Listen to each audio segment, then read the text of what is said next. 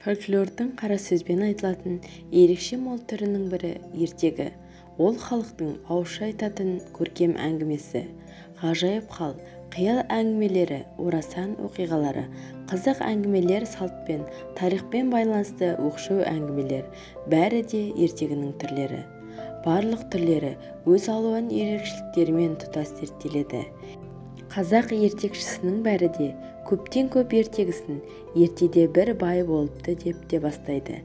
Немесе ерте екен деген сияқты көпке ортақ ерекше өлеңмен бастауымен келеді.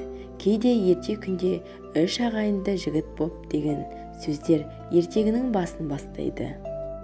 Осылайша ертегінің алдында үнемі айтылып отыратын дағдылы сөздері әңгіменің жолын ашады, жөнін аңғартады.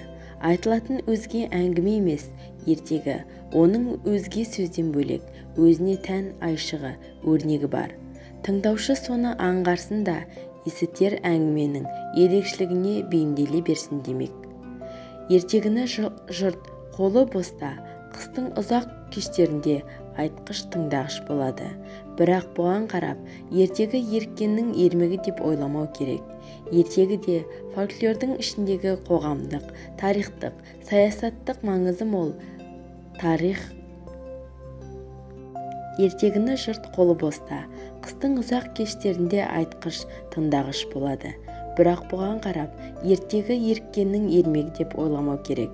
Ертегі де фольклордың ішіндегі қоғамдық, тарихтық, саясаттық маңызы мол халық шығармасының бір түрі.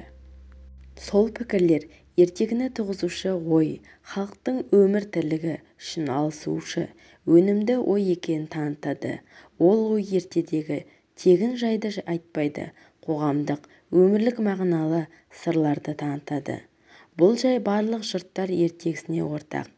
Сол қатарда қазақ ертегісінде еліміздің бұрынғы тарихы. Қазақ ертегісі есте жоқ ескі замандардан бастап беріге шейін болған талай ұзақ дәуірлердің кезеңдерінде туған, өсіп көбейіп келген мол дүние.